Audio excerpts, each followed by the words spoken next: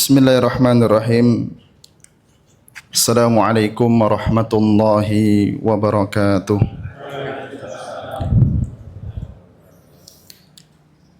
Innal hamdalillah nahmaduhu wa nasta'inuhu wa nastahdihi wa nastaghfiruh wa na'udzu billahi min shururi anfusina wa min sayyiati a'malina. Faman yahdihillahu fala mudilla lahu wa may yudlil fala hadiya lahu. Asyhadu an la ilaha illallah wahdahu la syarika lah wa asyhadu anna Muhammadan abduhu wa rasuluh la nabiyya wa la rasula ba'dah. Allahumma salli wa sallim wa barik wa zid ala nabiyyina Muhammad wa ala alihi wa sahbihi wa man tabi'ahum bi ihsanin ila yaumil qiyamah. Amma ba'du, faya ibadallah, usikum wa iyaya nafsi bitaqwallahi faqad fazal muttaqun. Hadirin jamaah Bapak Ibu yang dirahmati oleh Allah, marilah senantiasa kita tingkatkan ketakwaan kita kepada Allah Subhanahu wa taala dengan menjalankan perintah-perintah Allah sekuat tenaga kita serta menjauhi larangan-larangan Allah tanpa terkecuali. Dan marilah senantiasa kita mensyukuri kenikmatan-kenikmatan Allah Subhanahu wa taala yang telah Allah karuniakan kepada kita. Di antara nikmat terbesar yang Allah karuniakan kepada kita adalah nikmat iman, nikmat Islam, dan juga nikmat sehat serta nikmat kesempatan.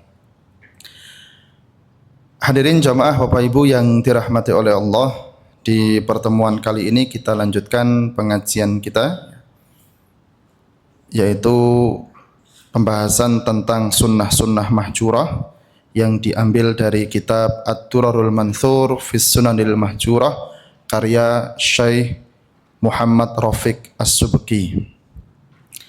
Baik, kita langsung mulai. Bismillahirrahmanirrahim. Bismillah walhamdulillah wassalatu wassalamu ala rasulillah wa ba'dah. Contoh sunnah-sunnah mahjurah, sunnah-sunnah yang ditinggalkan. Yang pertama, menjadikan atau menggunakan sutroh ketika sholat, baik bagi imam maupun orang yang sholat sendirian. Jadi di sini tentang penggunaan sutroh di dalam sholat, yaitu bagi imam dan bagi orang yang sholat sendiri. Adapun bagi makmum, maka sutrohnya makmum itu ada pada imam. Sebagaimana disebutkan di dalam kitab Sahih Bukhari, beliau membuat satu bab, babu sutrotil imam sutroti man khalfah. Bab bahwa sutrohnya imam itu sutroh orang-orang yang ada di belakangnya, yaitu makmum.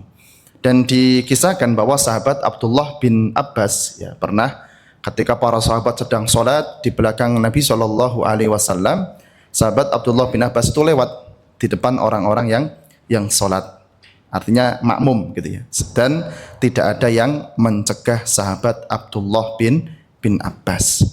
Cuman meskipun demikian, tidak pantas bagi seorang kemudian lewat bola bali sakarepe dhewe di depan orang-orang yang sedang sholat. Artinya melintasnya ketika ada keperluan. Misalkan di masjid gitu ya, imamnya sholat, makmum ya yang di sini batal. Kebetulan ada pintu sana gitu ya, lewatnya depan, langsung keluar lewat pintu sebelah kanan misalnya itu. Tapi kalau menyengaja mundar-mandir di depan orang sholat, ya tentunya itu tidak baik ya, meskipun itu adalah makmum yang sedang sholat. Baik, kita baca hadisnya. Bismillahirrahmanirrahim. An Nabi Sa'idin al-Khudri radhiyallahu anhu qala, dari Abu Sa'id al-Khudri radhiyallahu anhu, qala, dia berkata, qala Rasulullah sallallahu alaihi wasallam, Rasulullah sallallahu alaihi wasallam bersabda, idza, apabila shalla salat ahadukum, salah seorang di antara kalian, fal yusalli ila sutratin, hendaklah dia salat ila sutratin, menghadap ke sutroh, artinya menjadikan di depannya sutroh. Wal yadnu minha, dan hendaklah dia mendekat dari sutroh tadi. Wala yada', dan janganlah dia membiarkan ahadan, seseorang, yamurru baina yadaihi, yang melintas atau lewat di depannya. Fa in jaa ahadun, maka jika jaa datang ahadun, seseorang, yamurru, yang orang tadi lewat di depan orang yang sedang sholat, fal yuqatil, maka hendaklah dia memerangi.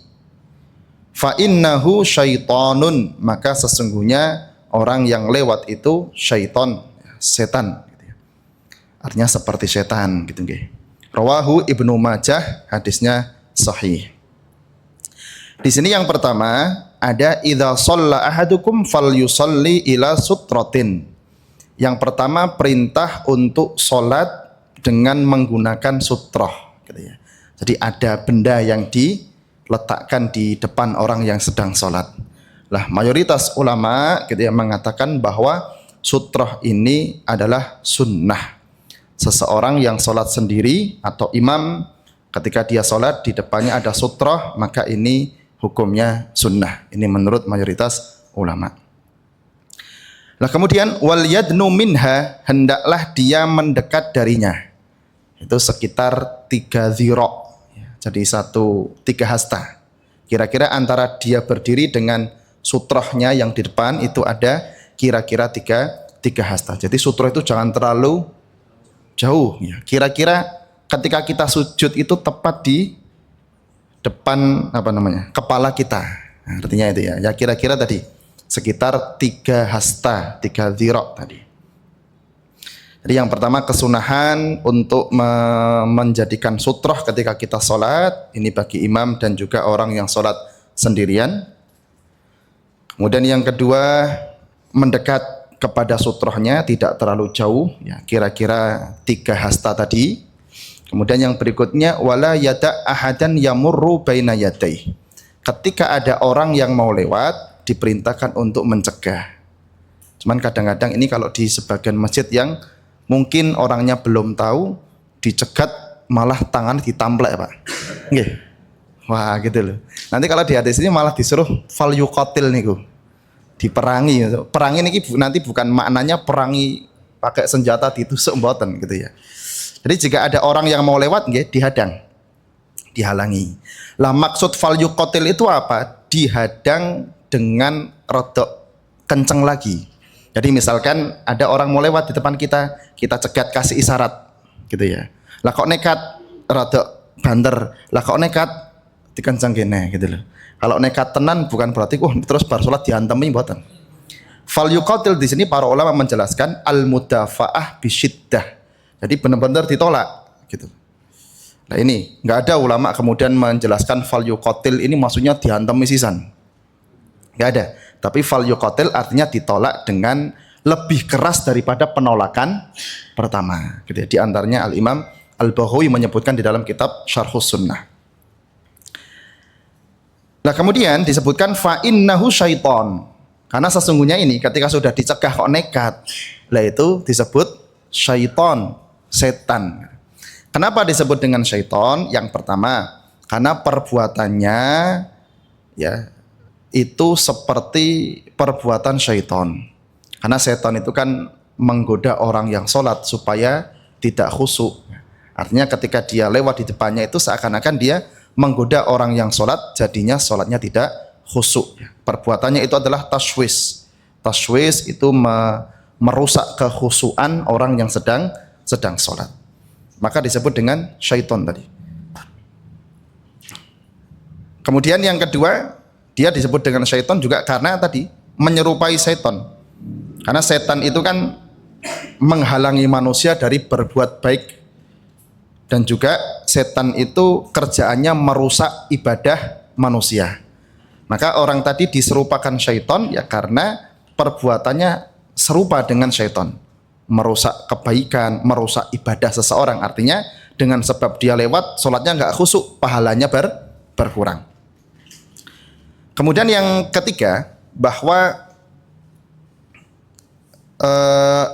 syaiton di sini maksudnya ada padanya itu setan. Jadi kalau di riwayat yang lain disebutkan fa inna ma'ahu qarin. Jadi orang yang lewat dicegah kok nekat, itu dia bersama dengan qarin. Qarinnya yaitu syaiton gitu ya. Karena syaiton inilah yang kemudian membisikkan kepada orang tadi, bablasno ora apa-apa, terusno gitu ya. Mosok kalah karo palang tangan gitu, aja gelem kalah, terusno lah gitu. Itu seperti itu. Lah sebagian ulama dari hadis ini itu membolehkan memutlakkan lafadz syaiton kepada manusia, Pak. Karena setan itu kan bukan zat, tapi setan itu adalah sifat.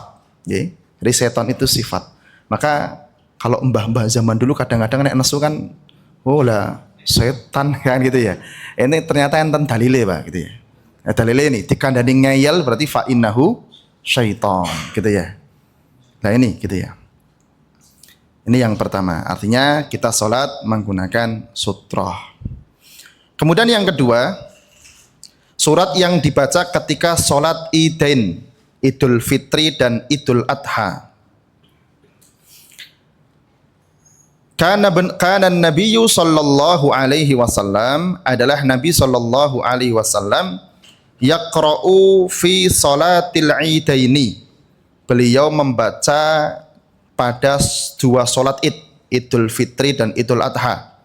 Ba'dal Fatihati, setelah surat Al-Fatihah, fir raqatil ula, di rakaat yang pertama, surata Qaf, beliau membaca surat Qaf. Ya, surat Qaf ini ya kira-kira 3 halaman kurang lebih ya. Ada 3 halaman. Wa fir raqati tsaniyah, dan pada rakaat yang kedua, surat Al-Qamar, beliau membaca surat Al-Qamar. Ini juga kisaran 3 halaman gitu ya. Wa ahyanan, dan kadang-kadang yaqra'u, beliau membaca fi raqatil ula, pada rakaat yang pertama, surat Al-A'la, surat Al-A'la. Wa fi tsaniyati, dan pada rakaat yang kedua, surat Al-Ghasyiyati, surat Al-Ghasyiyah. Lah ini yang masyhur, nggih.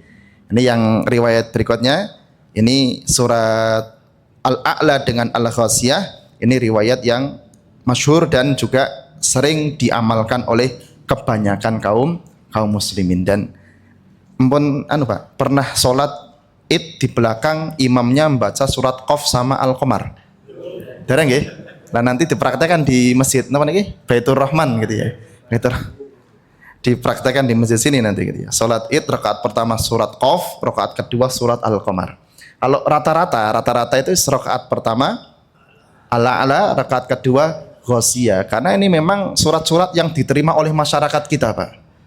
Kalau suratnya Qaf sama Al-Qamar nanti masyarakat kita nggak mau nerima. Ini suratnya terlalu lama. Lah yang pertama tadi yang menyebutkan Nabi salat Id di rakaat pertama membaca surat Qaf dan rakaat kedua membaca surat Al-Qamar. Ini di dalam riwayat Muslim dari sahabat Umar bin Khattab radhiyallahu taala anhu. Jadi sahabat Umar bin Khattab itu bertanya kepada Abu Waqid Al-Laitsi. Jadi Umar bertanya kepada Abu Waqid Al-Laitsi tentang apa yang dibaca oleh Nabi di dalam sholat Idul Adha dan Idul Fitri. Maka Abu Waqid Al-Laitsi menjawab, Qaf wal Qur'anil Majid waqtarabatis sa'ah wan saqqal qamar. Jadi rakaat pertama surat Qaf, rakaat kedua surat Al-Qamar. Ini riwayatnya Imam Muslim dari sahabat Umar bin Khattab gitu nggih. Lah Imam Umar bin Khattab enggak ngerti kok sampai tanya kepada Abu Waqid Al-Laitsi. Enggak. Umar tahu, cuman ingin memantapkan saja. Jadi misalkan terkadang orang bertanya itu tujuannya ingin memberitahu yang lainnya. Umar sudah tahu, tapi posisinya di saat itu banyak sahabat yang lain. Umar tanya kepada Abu Lais. Kemudian Abu Lais menjawab, sahabat yang lain ikut mendengar dan tahu jawaban dari Abu Lais, Abu Waqid Al-Laitsi gitu ya. Adapun riwayat yang kedua di sini, yaitu beliau di rakaat pertama membaca surat Al-A'la dan rakaat kedua membaca surat Al-Ghasyiyah. Ini riwayatnya An-Nu'man bin Bashir. Di dalam Sahih Muslim juga Dan ini hadisnya yang menyebutkan Nabi membaca dua surat ini di dalam dua solat id dan juga solat Jum'ah. Maka solat Jum'ah ya banyak juga yang membaca Al-A'la dan Al-Ghashiyah. Padahal sebenarnya di solat Jum'ah juga ada riwayat yang menyebutkan Nabi membaca rakaat pertama Al-Jumu'ah, rakaat kedua Al-Munafikun. Tapi memang yang diterima di masyarakat kita kebanyakan A'la sama Ghashiyah lagi gitu ya. Kalau Al-Jumu'ah dan Munafikun lebih panjang dibanding dengan surat Al-A'la dan Al-Ghashiyah. Bahkan ada riwayat dari sahabat Anas gitu ya. Abu Bakar As-Siddiq radhiyallahu taala anhu itu ketika ngimami id bacanya surat Al-Baqarah, Pak. Ya, Al-Baqarah gitu ya. Sampai Anas itu mengatakan hatta ra'aitu syaikha yamilu min tulil qiyam. Sehingga kata Anas itu aku melihat orang yang sudah sepuh itu sampai doyong-doyong gitu ya. Karena panjang sekali bacaannya sahabat Abu Bakar. Salat id maca Baqarah. Ini kalau Idul Adha panitia korban muni-muni jelas gitu ya. Waduh, salah awan nih wes gitu ya. Malah Baqarah gitu. Jadi kalau perlu salat Idul Adha itu panitia korban mungkin requestnya kulhu gitu ya. Kulhu sama inna a'toinakal kautsar gitu ya. Itu yang ada fasholli li rabbika wanhar lah, nanti ditafsiri wanharnya itu nyembelih kan konten. Jadi pas itu loh. Ini wajah gitu ya. Kalau panitia korban kelihatannya cocok surat itu. Karena ndang rampung sholatnya, khutbah sebentar, langsung bablas beleh gitu ya. Gitu. Biasanya kan seperti itu. Nah ini artinya memang kalau kita melihat hadis-hadis Nabi ya banyak juga beliau membaca surat-surat ini, surat itu gitu ya. Terkadang beliau membaca surat pendek, terkadang juga membaca surat panjang gitu loh. Tapi kalau sekarang yang dibacakan hadis-hadisnya surat-surat yang pendek-pendek terus, Bang. Di Nabi sholatnya pendek nanti. Bahkan yang sholatnya panjang rada dicela gitu ya. Afattanun anta ya Mu'ad gitu ya. Kamu mau memfitnah wahai Mu'ad kok sholatnya panjang sekali gitu ya. Artinya seperti itu gitu ya. Biasanya kalau ada imam sholatnya panjang dibacakan dalilnya Mu'ad ini gitu ya. Mu'ad sholat panjang ditegur oleh Nabi. Biasanya gitu.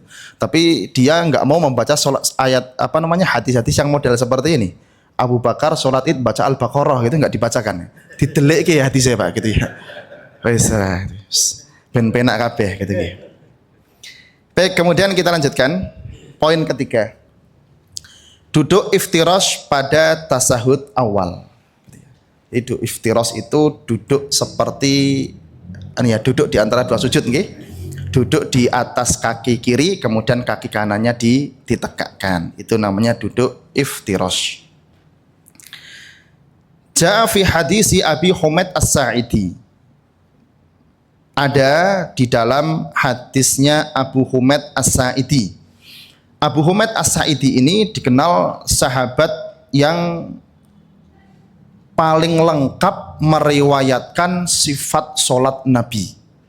Ini Abu Humaid As-Sa'idi. Jadi beliau sahabat yang dikenal periwayatannya tentang sifat sholat Nabi itu paling lengkap dan paling rinci. Fi bayani sifati sholatin Nabi, tentang penjelasan sifat sholat Nabi sallallahu alaihi wasallam. Karena adalah beliau apabila jalasa, beliau duduk fir raq'ataini, di dalam 2 rakaat. Jalasa, beliau duduk ala rijlihil yusra, atas kaki kiri beliau. Wa nasabal yumna, dan beliau menegakkan kaki kanan. Ini duduk iftirash. Ini dilakukan biasanya di tasahud awal gitu ya. Kemudian nomor 4, karena ini berkaitan ya, duduk tawarruk pada tasyahud akhir. Duduk tawarruk ini juga sama. Ja'a fi hadisi Abi Humaid As-Sa'idi, sama seperti tadi nggih.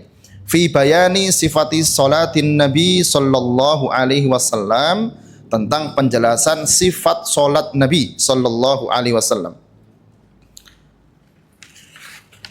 Karena adalah beliau idza jalasa fir raq'atil akhirah, apabila beliau duduk di rakaat terakhir, qaddama beliau memajukan atau menjulurkan rijlahul yusra, kaki kiri beliau, wa nasobal ukhra, dan beliau menegakkan kaki yang lain, artinya kaki kanan, wa qa'ada, dan beliau duduk ala maq'adatihi, atas pantatnya, artinya kalau tadi kan pantatnya duduk di atas kaki kiri iftirash, kalau tawarruk pantatnya langsung nempel ke lantai.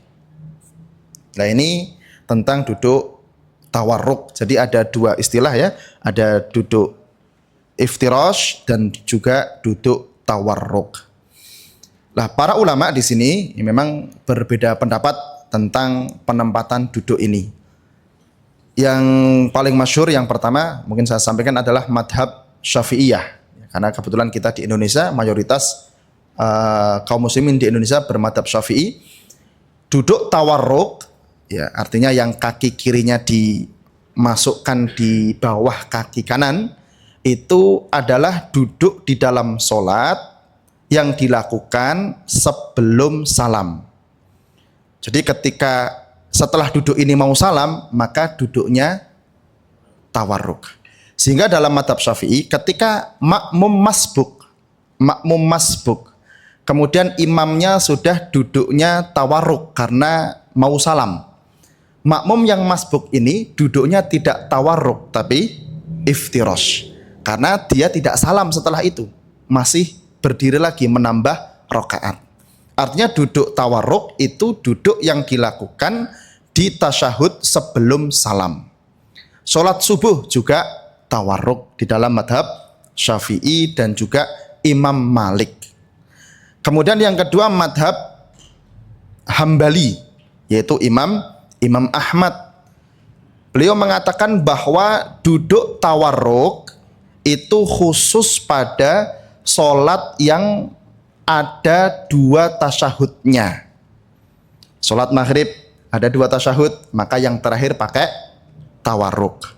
Sholat isya ada dua tasyahud, maka yang terakhir pakai tawarruk. Sholat duhur ada dua tasyahud, yang terakhir pakai tawarruk. Sholat asar dua tasyahud, yang terakhir pakai tawarruk. Adapun sholat subuh, karena tasyahudnya cuma satu, maka tidak menggunakan tawarruk tapi menggunakan iftirash. Ini madhab Hambali, dan ini juga di kalangan kita banyak seperti ini, Pak. Jadi sholat subuh pas tahiyat kok duduknya iftirash tidak tawarruk. Lah ini barangkali mengikuti madhab Hambali ini, gitu nggih. Jadi sebenarnya hadis-hadisnya sama, cuman kemudian ada beberapa pemahaman. Ini yang paling masyhur. Kemudian ada lagi kalau di dalam madhab Malikiyah. Jadi Imam Malik dengan Malikiyah niku kadang-kadang benten. Kalau Imam Malik itu Imam Maliknya, sedangkan Malikiyah itu pengikut Imam Malik. Lah ini enggak mesti cocok, Pak. Contoh kasus sini. Imam Malik itu dalam hal ini madhabnya seperti madhab Syafi'i, bahwa duduk tawarruk, duduk yang kaki kirinya dimasukkan ke bawah kaki kanan, itu di setiap tasyahud sebelum salam. Ini madhab Imam Malik. Sedangkan ulama Malikiyah yang mengikuti Imam Malik itu madhabnya bahwa semua duduk dalam sholat itu tawarruk. Di dalam sholat duduknya tawarruk semua. Ini kalau madhab Malikiyah. Lah berbeda madhab Hanafi. Kalau madhab Hanafi, Abu Hanifah dan sahabat-sahabatnya itu duduk dalam sholat itu semuanya iftirash. Sholat zuhur tasyahudnya dua kali, pertama iftirash, terakhir juga iftirash. Itu Hanafi. Kalau madhab Maliki, zuhur tasyahud dua kali, yang pertama tawarruk, yang terakhir tawarruk. Bahkan semua julus duduk di antara dua sujud pun seperti itu, tawarruk sama iftirash. Nah ini mungkin kalau di daerah kita, di sekitar kita mungkin kok aneh gitu ya. Tasyahud awal kok tawarruk gitu kan, piye gitu. Duduk di antara dua sujud juga tawarruk gitu kan. Mungkin kita asing. Tapi kalau barangkali di Maliki itu kan di daerah Maroko gitu ya, mengikut madhab Maliki ya, di sana Mungkin sebagian mempraktekkan seperti itu. Sedangkan dalam madhab Hanafi itu iftiros. Nah di madhab Syafi'i gitu ya, itu dibedakan. Kalau tasyahud sebelum salam itu tawarruk, kalau tasyahud yang tidak diiringi salam itu menggunakan iftiros. Kalau dalam madhab Hambali, tawarruk hanya dilakukan ketika sholat tersebut memiliki lebih dari satu tasyahud. Adapun sholat yang hanya memiliki satu tasyahud, maka duduknya tetap iftiros, tidak tawarruk. Ini di dalam madhab Hambali seperti itu. Memang ya, kalau di fikih itu banyak ya, beragam, macam-macam gitu ya. Bahkan ada ulama yang menulis kitab Rahmatul Ummah fi ikhtilafil a'immah. Rahmat bagi umat ini ketika ada imam-imam yang berbeda pendapat. Dan juga banyak ulama yang mengatakan lebih aku cintai ketika banyak pendapat-pendapat para ulama daripada ulama ada pada satu qaul saja. Karena kalau satu qaul itu terkadang memberatkan. Kalau banyak itu terkadang ada pilihan-pilihannya gitu nggih. Contoh seperti misalkan orang dari iktidal mau sujud, kan ada hadis yang tangan dulu, ada yang kaki dulu. Kadang-kadang dalam satu kondisi misalkan kalau orang sudah sepuh lebih nyaman tangan dulu apa kaki dulu, Pak? Nah, posisinya kalau misalkan cuman satu saja, pokoknya kudu tangan sik gitulah. Lah repot gitu ya. Ketika kondisinya wah kok angel men gitu ya. Tapi karena ada beragam pendapat ya ini kemudahan bagi kita. Artinya mau tangan dulu silakan, kaki dulu juga silakan, yang penting ampun badoke dulu gitu ya. Nanti malah julung apa gitu ya. Lagi. Lah nek anak-anak sekarang kan kalau sujud malah napa niku? Nah, ngoten niku lho. Niku malah badoke tok niku. Jadi 7 anggota sujud itu kan kalau disebutkan aku diperintahkan untuk sujud menggunakan 7 anggota katanya. Jidat, hidung, kemudian 2 tangan, 2 lutut sama kaki ya gitu ya. Tapi ternyata anak-anak zaman sekarang malah 2 tangan sama jidat tok gitu ya. Wis lutut sama kakinya ora melu sujud itu. Malah jempalik ke atas. Nah ini ya, apa istilahnya? Freestyle gitu nggih. Itu Masya Allah, itu nggak tahu nih zaman sekarang kok banyak anak-anak kecil lepas Allahu Akbar, put. Apa apik men gitu ya. Ini Masya Allah gitu ya. Baik. Kemudian poin kelima.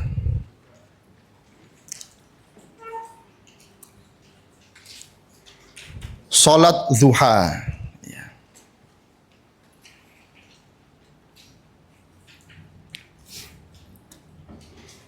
An Abi Dzarrin radhiyallahu anhu, dari Abu Dzar radhiyallahu anhu.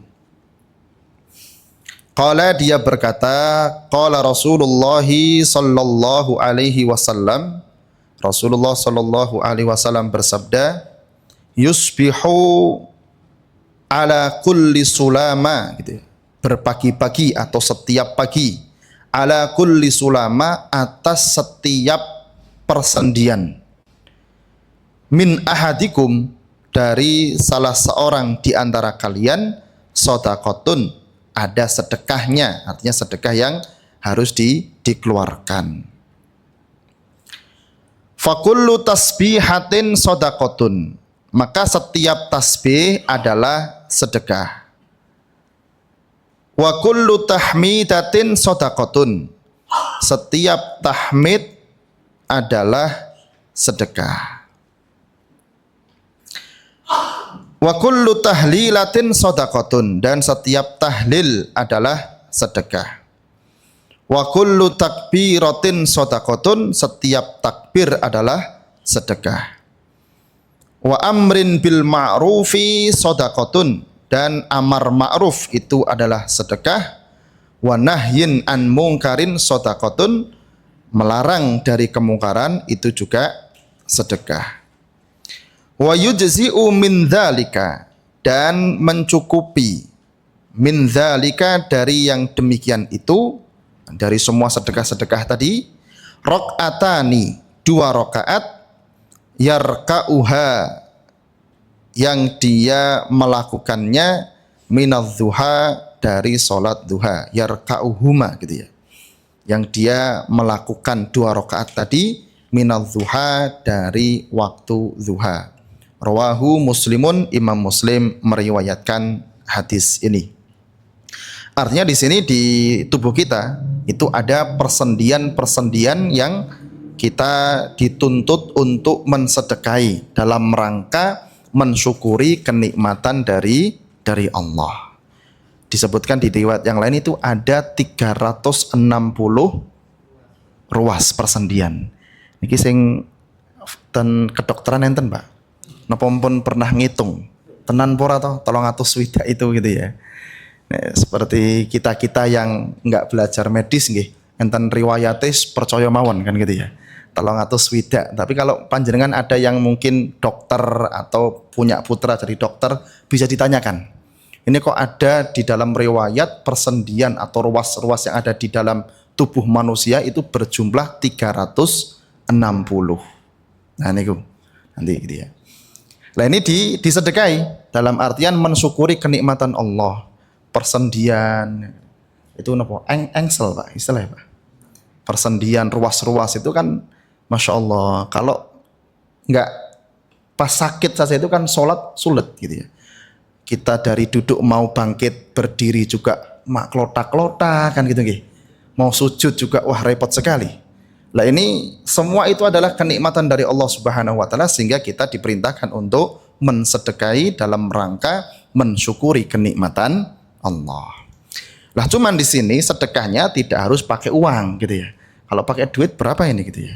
360. Lah ini setiap hari, Pak. Karena penyebutannya yusbihu, setiap pagi, berpagi-pagi, ala kulli sulama min ahadikum shadaqah. Setiap persendian itu disedekahi. Bangun tidur persendiannya disedekahi lagi. Setiap bangun tidur. Lah kemudian di sini beliau sallallahu alaihi wasallam menyebutkan fakullu tasbihatin shadaqatun. Setiap tasbih kita menyebut Asmaullah, subhanallah, bertasbih memahasucikan Allah itu bernilai sedekah. Wa kullu tahmidatin shadaqatun, sama kita mengucapkan alhamdulillah, alhamdulillah itu juga sedekah. Tahlil juga seperti itu. Takbir juga sama. Jadi tasbih, tahmid, tahlil, takbir gitu ya. Wa amrin bil ma'rufi shadaqah. Amar ma'ruf itu sedekah. Wa nahyin an mungkarin shadaqah. Nahi mungkar juga sedekah. Artinya di sini bahwa sedekah itu bisa disebutkan pada sesuatu yang itu bukan berupa harta. Jadi yang disebut dengan sedekah itu ya kalau secara khusus ya sedekah itu menggunakan harta. Tapi kalau makna umum sedekah itu adalah kullu ma'rufin shadaqatun. Setiap amalan kebaikan, setiap amalan yang ma'ruf itu bernilai sedekah. Gitu ya. Nah, kemudian disebutkan wa yujzi'u min dzalika raq'atani yarka'uhuma minadh-dhuha. Jadi untuk mensedekahi setiap persendian yang ada dalam tubuh kita, itu kita cukup dengan sholat 2 rakaat di waktu zuha. Gitu ya. Jadi kalau tidak sholat 2 rakaat di waktu duha artinya ya memperbanyak tasbih, memperbanyak tahmid dan lain sebagainya. Artinya itu semua bisa dicukupkan dengan 2 rakaat di waktu duha atau sholat duha. Hadisnya sahih riwayat Imam Muslim. Nah tentang sholat duha ya memang para ulama juga ada sedikit perbedaan di kalangan para ulama tentang sholat duha. Sholat duha itu disyariatkan apa tidak? Maka pendapat yang paling kuat menurut Imam Ibnu Qayyim Al-Jauziyah gitu ya. Ibnu Qayyim Al-Jauziyah mengatakan bahwa sholat duha itu masru' dan sunnah. Itu pendapat yang paling kuat. Dan beliau menyebutkan 6 pendapat. Jadi enggak hanya sunnah sama wajib atau mungkin gitu ya, atau sunnah atau enggak, tapi 6 pendapat tentang hukum sholat duha. Yang pertama itu adalah sunnah. Itu pendapat yang paling kuat menurut Ibnu Qayyim Al-Jauziyah. Kemudian yang kedua, tidak disyariatkan kecuali kalau ada sebab. Gitu. Jadi tidak disyariatkan kecuali ada sebab. Sebabnya apa? Di antaranya mungkin orang pulang dari safar, pas waktu duha, maka dia sholat duha di masjid, gitu nggih. Kemudian yang ketiga, pendapat yang ketiga, tidak disukai, la yustahab, jadi tidak disunahkan. Pendapat yang keempat, disunahkan tapi kadang-kadang dilakukan, kadang-kadang tidak dilakukan. Yang kelima, disunahkan tapi di rumah, tidak di masjid. Kemudian yang keenam, yang terakhir, ada yang mengatakan sholat duha itu bid'ah. Ya, enten Pak. Riwayat yang mengatakan sholat duha itu bid'ah. Tapi yang paling rajih, yang paling kuat menurut Ibnu Qayyim al-Jauziyah itu pendapat yang pertama, bahwa sholat duha itu adalah sunnah. Ya, monggo gitu ya. Jadi kalau misalkan mau melakukan sholat duha dilakukan saja, tidak masalah. Ini pendapat yang paling kuat menurut Ibnu Qayyim al-Jauziyah adalah sunnah melakukan sholat duha.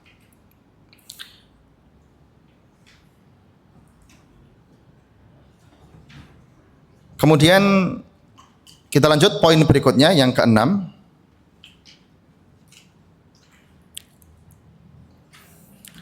Minta izin 3 kali, jika tidak diizinkan maka pulang atau kembali, gitu ya. Ini hadisnya an Abi Musa al-Ash'ari, dari Abu Musa al-Ash'ari radhiyallahu anhu qala Rasulullah sallallahu alaihi wasallam, Rasulullah sallallahu alaihi wasallam bersabda, al-isti'dzanu salasun. Isti'dzan atau minta izin yang disertai salam tentunya kalau kita gitu ya. Salasun ada 3 kali. Fa in udzina laka, maka jika diizinkan untukmu boleh masuk. Wa illa, dan jika tidak, farji, maka pulanglah. Rawahul Bukhari wa Muslimun, Imam Bukhari dan Imam Muslim meriwayatkan hadis ini. Artinya ketika kita minta izin kepada seseorang, salam 1 kali gitu ya, belum dijawab, tunggu beberapa saat, kemudian kita ketuk pintu lagi, salam lagi beberapa kali gitu ya, nggak dijawab, yang ketiga kalinya ketuk lagi, salam lagi, nggak dijawab, tunggu sebentar, sudah pulang. Lah kalau darurat bagaimana? Lah ini beda bab. Oke, kalau darurat beda bab. Artinya kalau kondisi normal. Bahkan kalaupun kita diminta datang ke rumah. Jadi ada misalkan saudara kita atau misalkan takmir masjid misalkan gitu nggih. Nanti habis sholat Jumat datang ke rumah gitu ya. Lah kita salam, assalamualaikum, sekali, enggak dijawab. Ditunggu. Kemudian ketuk lagi, salam lagi, assalamualaikum, kedua kalinya, tidak dijawab. Sampai 3 kali nggak dijawab, ya sudah pulang. Nanti kalau Pak Tamir piye to dikone ngomong malah ora teko, aku salam 3 kali gitu ya. Lah mbok yo dipiye lah dipiye kan gitu ya. Apa harus ndobrak pintu kan gitu. Lah itu pernah terjadi di zaman sahabat gitu ya. Dikisahkan bahwa Abu Musa al-Ash'ari itu pernah diminta oleh sahabat Umar datang ke rumah sahabat Umar. Jadi yang meminta sahabat Umar bin Khattab. Ketika sahabat Abu Musa al-Ash'ari datang ke rumah Umar, kemudian minta izin, artinya mengetuk pintu, assalamualaikum gitu ya, nggak dijawab. Assalamualaikum 2 kali, 3 kali nggak jawab, pulang. Lah ternyata Umar itu kemudian ketika keluar kok nggak ada orang, dicari ini Abu Musa al-Ash'ari. Kemudian ditanya oleh Umar, kamu kenapa? Kok ketika saya buka pintu kamu sudah nggak ada? Kata Abu Musa al-Ash'ari, saya sudah minta izin 3 kali tapi nggak ada jawaban. Sudah tak tunggu beberapa saat nggak ada jawaban, ya sudah, saya pulang. Karena ini sesuai dengan sabda Nabi SAW. Umar nggak percaya. Kamu datangkan saksi yang lain bahwa Nabi pernah bersabda seperti itu. Kalau enggak, disebutkan di riwayat lain itu kamu tak sakiti, tak tutuk atau apa gitu ya. Jadi itu sahabat Umar bin Khattab radhiyallahu taala anhu. Artinya ya untuk penisbatan kepada Nabi itu jangan main-main, harus benar-benar valid gitu ya. Jangan sembarangan ini sabda Nabi, ini perbuatan Nabi, nggak boleh gitu. Maka di sini yang dimaksud Umar seperti itu, bukan kok Umar kok ganasmen gitu ya. Nek konsone Abu Musa al-Ash'ari melakukan seperti ini diancam gitu ya. La af'alan nabika kadza wa kadza gitu ya. Kalau kamu nggak mendatangkan saksi yang lain tentang hal ini, maka aku akan melakukan kepadamu seperti ini dan seperti itu. Di dalam riwayat lain disebutkan tak jotos wetengmu gitu ya. Kemudian Abu Musa itu datang kepada sahabatnya, waduh kalau nggak ada yang jadi saksi saya dikentel sama Umar ini gitu ya. Akhirnya sahabat Abu Musa al-Asy'ari datang ke majelisnya para sahabat yang ada, kemudian menyampaikan, ada nggak yang pernah dengar sabda Nabi bahwa isti'dzan itu 3 kali, kalau diizinkan masuk, tidak ya pulang. Ternyata ada Abu Sa'id al-Khudri, Abu Sa'id al-Khudri yang kemudian bersaksi bersama dengan Abu Musa al-Asy'ari di hadapan sahabat Umar bin Khattab radhiyallahu taala anhu. Kemudian Umar bin Khattab mengatakan, kenapa saya melakukan seperti tadi? Kamu tak ancam seperti itu. Bukan karena aku benci atau yang lainnya. Lakin khasitu an yataqawwalan nasu ala Rasulillah.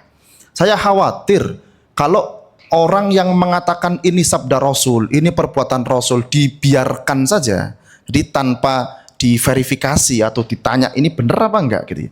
Kemudian banyak orang yang mengatakan qala Rasul, padahal dia tidak pernah mendengar dari Rasulullah Shallallahu Alaihi Wasallam.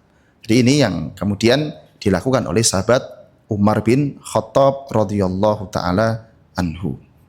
Jadi bukan berarti kok bagaimana bukan. Tapi Umar bin Khattab itu khawatir kalau di zaman sahabat banyak orang yang mengatakan seperti itu dibiarkan, maksudnya tidak ditasabut ya, ditabayunkan. Nanti akan ada masa orang bermudah-mudah mengatakan bahwa ini sabda Rasul, padahal dia tidak tahu. Ini diantaranya yang dilakukan oleh sahabat Umar bin Khattab radhiyallahu taala anhu. Tapi memang di zaman para sahabat itu jarang ketika ada sahabat mengatakan Rasulullah bersabda, kemudian sahabat yang lain kok nentang, itu jarang. Karena para sahabat dikenal sebagai orang-orang yang siqat, yang amanah, yang jujur. Itu para sahabat Nabi. Kemudian mulai banyak pertanyaan seperti itu zaman setelah fitnah. Di zamannya Imam Ahmad bin Hambal. Itu ketika ada orang mengatakan Rasulullah Shallallahu Alaihi Wasallam bersabda, maka orang itu dituntut, sammulana rijalakum, kamu sebutkan rawi-rawinya gitu ya. Sammulana rijalakum, sebutkan rawi-rawinya mana.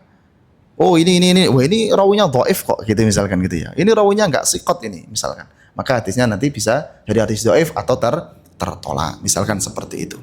Jadi memang di dalam penjagaan sabda Nabi Shallallahu Alaihi Wasallam itu sangat ketat sekali, dan ini hanya ada di dalam agama Islam. Jadi penjagaan sabda Nabi Muhammad Shallallahu Alaihi Wasallam sampai kepada imam-imam penulis hadis seperti Imam Bukhari, Imam Muslim, Imam Abu Dawud, Tirmidzi dan sebagainya, itu jalurnya benar-benar ada.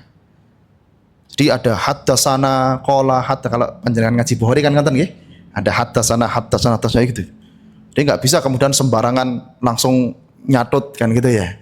Kalau zaman kita karena sudah ada para ulama yang membuka seperti itu, kita cukup oh ini riwayatnya Imam Bukhari gitu ya. Oh ini riwayatnya Imam Muslim, tanpa kita harus menghafal rawi-rawinya, Pak. Lah kalau kita dituntut menghafal rawi-rawinya, wah bubar Pak gitu ya. Matannya saja tanpa rawi kadang-kadang sekarang apal besok lupa gitu ya. Apalagi suruh haddatsana itu Masya Allah. Tapi para ulama kita menghafalkan itu. Imam Ahmad bin Hambal itu 1 juta hadis gitu ya, plus rawi-rawinya dihafalkan oleh beliau diantaranya. Dan masih banyak imam-imam kita yang memiliki hafalan yang sangat luar biasa. Kemudian kita lanjutkan nomor 7, tidak bernafas di dalam bejana ketika minum gitu ya. Ini juga sunnah Nabi Shallallahu Alaihi Wasallam gitu ya. An Abi Qatadah, dari Abu Qatadah radhiyallahu anhu, semoga Allah meridai beliau. Anan Nabiyya sallallahu alaihi wasallam, bahwasanya Nabi sallallahu alaihi wasallam naha, beliau melarang, an yutanaffasa, bahwasanya seorang itu bernafas fil ina'i, di dalam bejana atau wadah. Rawahul Bukhari wa Muslim, Imam Bukhari dan Imam Muslim meriwayatkan hadis ini. Ini larangannya lil karohah, makruh, karena berkaitan dengan adab ya. Larangan yang berkaitan dengan adab itu hukumnya makruh. Dan ini tidak khusus bagi orang yang bejananya dipakai untuk bareng-bareng gitu ya.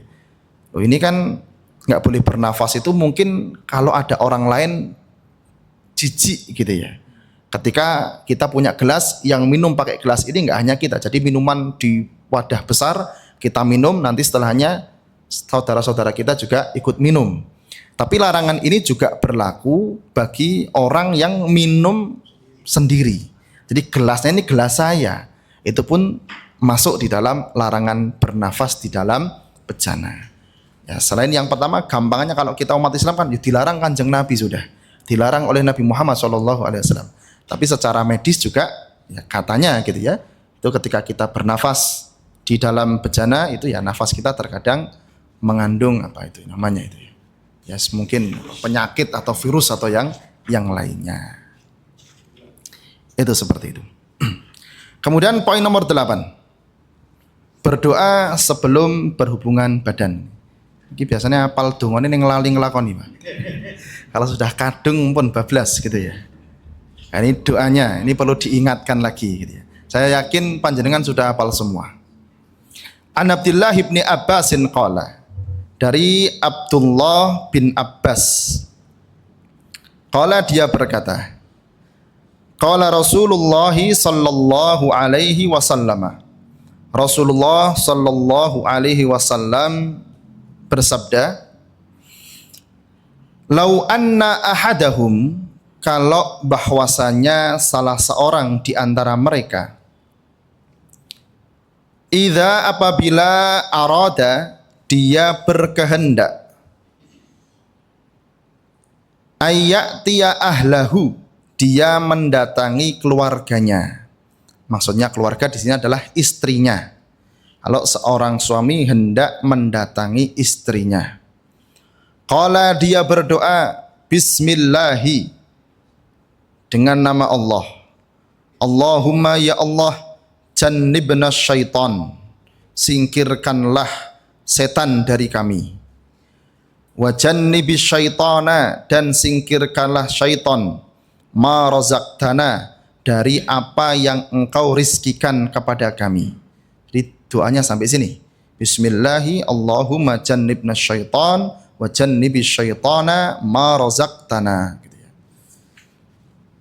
Enten sing dereng hafal, Pak? Sampun ketinggal sudah hafal semua nih. Fa innahu, maka sesungguhnya, in yuqaddar, jika ditakdirkan, bainahuma, di antara keduanya, waladun, seorang anak, fi dzalika, pada yang demikian itu, artinya tatkala melakukan sebelumnya berdoa dulu.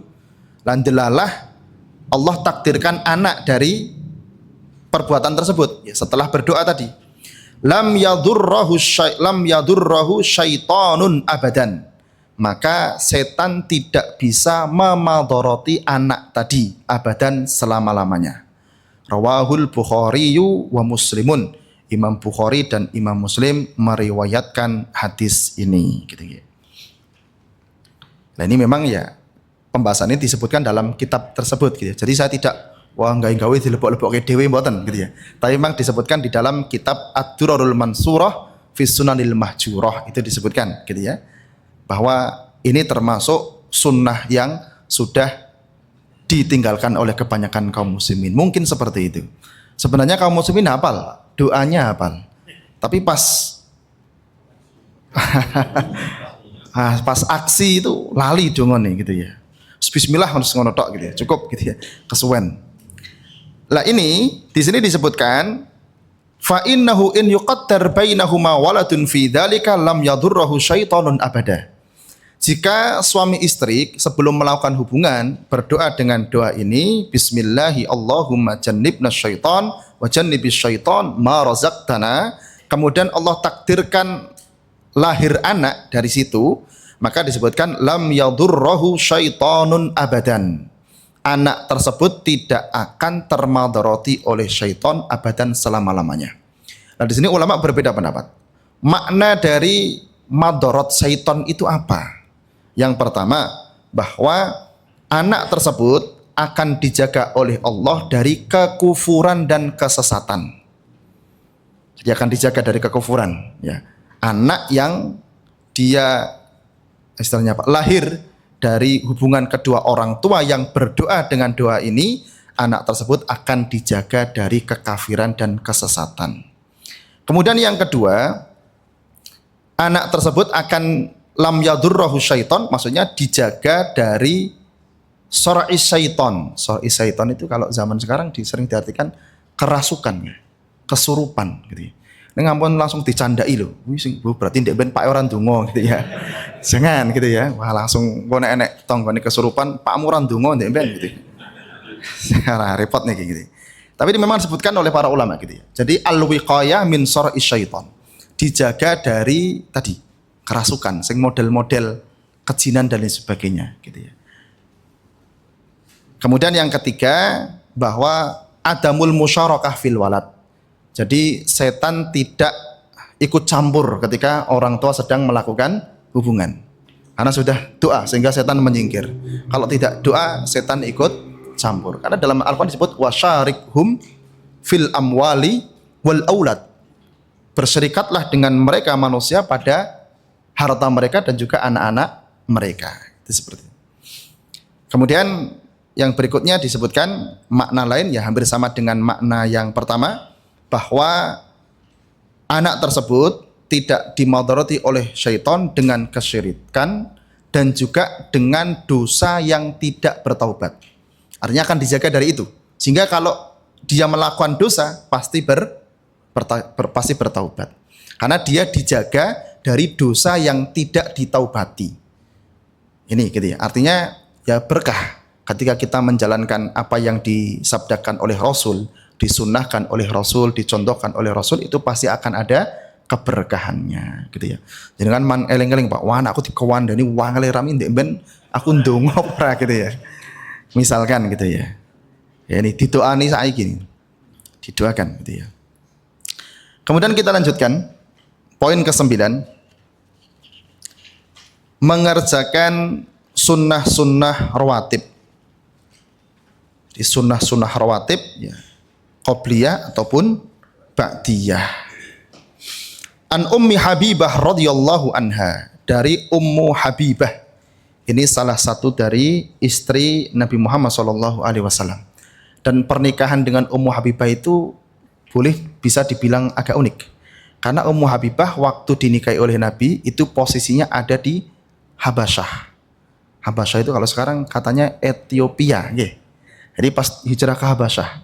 Jadi hijrah pertama dengan suaminya, kemudian suaminya murtad, kemudian meninggal. Kemudian yang kedua kali, gitu ya, hijrah lagi, dinikahi oleh Nabi, posisinya Ummu Habibah ini ada di Habasyah. Dan Nabi kemudian menitipkan atau memasrahkan kepada Raja Najasyi. Jadi Raja Najasyi ini artinya nikah tapi mempelainya tidak ada. Gitu nggih.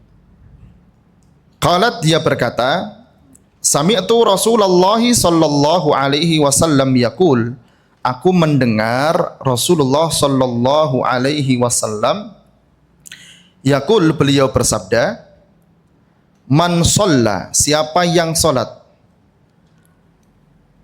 isnatai asyrata, 12 rakaat, 12 rakaat, fi yaumin wa lailatin, di satu hari satu malam.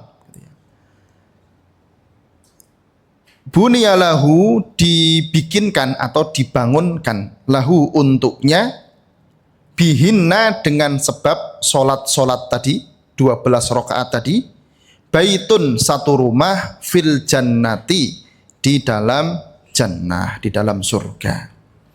Di solat sunnah 12 rakaat, dibangunkan rumah di dalam surga.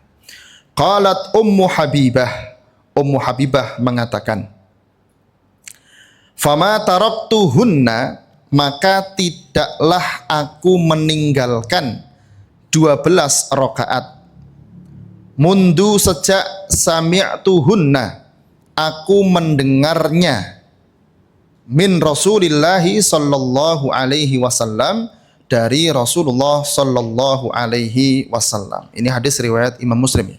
Saya lupa menyebutkan riwayatnya di sini. Ini rawahu Muslimun, Imam Muslim meriwayatkan hadis ini. Jadi 12 rakaat setiap hari sehari satu malam itu dibangunkan atau dibikinkan satu rumah di dalam jannah, di dalam surga. Dan ini Masya Allah, Ummu Habibah mengatakan, fama taraktuhunna mundu sami'tuhunna min Rasulillahi sallallahu alaihi wasallam. Artinya setiap hari beliau melakukan sholat sunnah 12 rakaat. Lah kapan saja? Ini di dalam riwayat Imam At-Tirmidzi. Di dalam riwayat Imam Tirmidzi disebutkan gitu ya, bahwa arba'an qabla dzuhri wa raka'ataini ba'daha. 4 rakaat sebelum zuhur, 2 rakaat setelah zuhur. 6 gitu ya. Kemudian wa raka'ataini ba'dal maghrib, 2 rakaat setelah maghrib. 8. 6 sama 2 8. Wa raka'ataini ba'dal isya, 2 rakaat setelah isya. 10. Wa raka'ataini qabla salatil fajri, 2 rakaat sebelum subuh. Ini 12 rakaat gitu ya.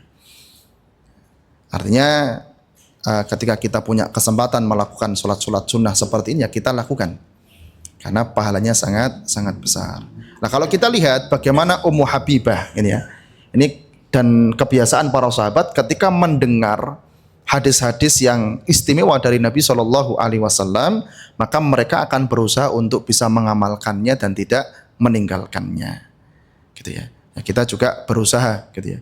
Sebisa mungkin kalau kita bisa istiqomah setiap hari 12 rakaat ini ya kita amalkan, atau bahkan bisa lebih dari 12, karena di 12 ini disebutkan 4 rakaat sebelum duhur, 2 rakaat setelah duhur, tapi 2 rakaat sebelum asar juga tidak disebutkan, gitu nggih. Kemudian 2 rakaat setelah maghrib, tidak disebutkan 2 rakaat sebelum maghrib. 2 rakaat setelah isya, tidak disebutkan 2 rakaat sebelum isya. Artinya kalau kita mungkin lakukan semuanya bisa lebih dari 12 rakaat kita lakukan qobliyah dan ba'diyah. Ya, kecuali kalau ba'da subuh sama ba'da asar gitu ya. Kalau ba'da asar memang ada pembahasan khusus gitu ya. Salat 2 rakaat setelah salat asar. Setidaknya ya ini yang disebutkan 4 rakaat sebelum duhur, 2 rakaat setelah duhur, 2 rakaat setelah maghrib, 2 rakaat setelah isya, dan 2 rakaat sebelum subuh. Ini 12 rakaat yang dilakukan oleh Ummu Habibah gitu ya. Dan juga Nabi SAW memberi motivasi kepada kita, gitu, kepada umat beliau.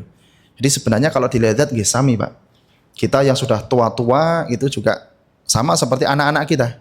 Le hafalan Quran, nanti kalau sudah hafal dapat hadiah, diiming-imingi. Kadang-kadang kita sok ujane ya wis dijanjikan sesuatu yang bagus, mau dibelikan sepeda, dipilihkan apa kan kok ya ora gelem apalan gitu ya. Ya kadang-kadang sami kalih kita Pak, dijanjikan swarga gitu ya, atau rumah di swarga, tapi ya kita juga kadang-kadang lupa. Kita itu termasuk saya loh Pak, jangan wah ustadznya memvonis gitu bukan. Jadi kita itu termasuk saya yang ngomong ini juga sama. Sudah dijanjikan jelas. Siapa yang melakukan 12 rakaat akan dibangunkan rumah di dalam jannah. Tapi ya kadang-kadang ya manusia lah ya. Sok lali, sok ora sempet, sok semacam-macam gitu nggih. Baik, kemudian poin terakhir nomor 10. Salat di antara azan dan iqamah. Ini ya. Artinya salat sunnah antara azan dan iqamah. An Abdullah bin Mughaffal, dari Abdullah bin Mughaffal radhiyallahu anhu qala qala Rasulullah sallallahu alaihi wasallam, Rasulullah sallallahu alaihi wasallam bersabda, baina kulli adzanaini, di antara 2 azan. Maksud 2 azan adalah azan dan iqamah. Di antara 2 azan, antara azan dan iqamah salatun, ada salat. Baina kulli adzanaini salatun, di antara 2 azan, azan dan iqamah itu ada salat. Baina kulli adzanaini salatun. Jadi beliau mengucapkan 3 kali. Wa qala fi tsalisah, kemudian beliau bersabda setelah ketiga kalinya, liman syaa, bagi orang yang berkehendak. Yang artinya di sini menunjukkan bahwa salat-salat ini bukan wajib tapi sunnah gitu ya. Karena ada qaid liman syaa gitu ya. Kalau di hadis yang lain beliau menegaskan secara khusus salat sebelum maghrib. Sallu qoblal maghrib, sallu qoblal maghrib, sallu qoblal maghrib liman syaa. Salatlah sebelum maghrib, salatlah sebelum maghrib Sholatlah sebelum maghrib bagi orang yang berkehendak, artinya melakukan kesunahan tersebut. Gitu nggih. Memang sebelum maghrib ini ada sedikit perbedaan. Jadi sholat sunnah sebelum maghrib. Kalau mayoritas ulama itu mengatakan disunahkan sholat 2 rakaat. Tapi ada sebagian ulama yang mengatakan sebelum maghrib tidak ada sholat sunnahnya. Tapi ini pendapat yang menurut mayoritas ulama pendapat yang lemah. Tapi ada yang mengatakan bahwa sebelum maghrib tidak ada sholat sunnahnya. Wallahu ta'ala alam bissawab. Baik, mungkin cukup sekian yang disampaikan di pertemuan kali ini. Mudah-mudahan bermanfaat. Sebelum saya akhiri, barangkali ada yang perlu disampaikan? Nggih, monggo Bapak. Nomor 8 tentang hubungan suami istri. Nggih.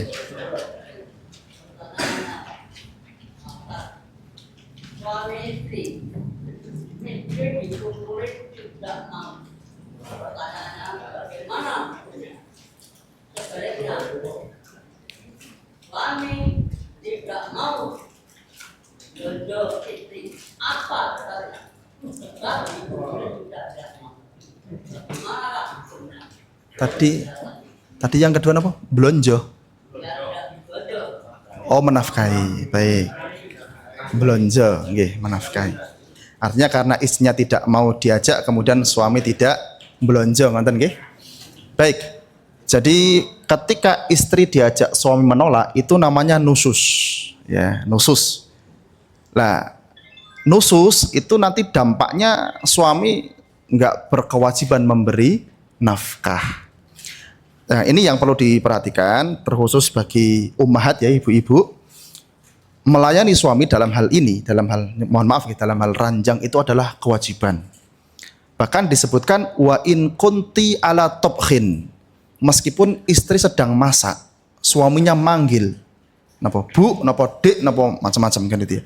Tinggalkan. Lebih baik yang kosong masakan gitu ya, daripada atau dimatikan dulu kalau sekarang kan gitu. Kalau zaman dulu karena mungkin tungku ya, pakai kayu. Jadi untuk matikan kan rada repot. Kalau sekarang tinggal cetek kan gitu selesai. Artinya perempuan ya, ketika diajak suaminya kok menolak ya tanpa alasan yang syar'i, sedangkan kemudian wabata ar-rajulu ghadban, suaminya bermalam dalam keadaan marah. La'anat hal malaikata hatta tusbiha au hatta yardo. Maka semalaman itu istrinya dilaknat oleh malaikat sampai berpagi-pagi atau sampai suaminya ridho kembali. Jadi secara hukum syar'i perempuan tidak boleh menolak ajakan suami ketika tidak punya udzur syar'i. Kalau ada udzur syar'i ya tentunya disampaikan, gitu nggih? Ada udzur syar'i sakit atau yang lainnya itu boleh disampaikan. Nah, kemudian kalau istrinya menolak suaminya seperti itu disebut dengan nusus, ya. Nusus itu istri sudah mulai tidak taat kepada suaminya. Dan kalau sudah nusus itu ya sebenarnya suami saat itu tidak berkewajiban menafkahi. Nah, nanti kalau istrinya sudah mulai gelem lagi, suami mulai kewajiban menafkahi lagi, seperti itu. Nonton Bapak? Nggih. Oh, masih ada di belakang, monggo.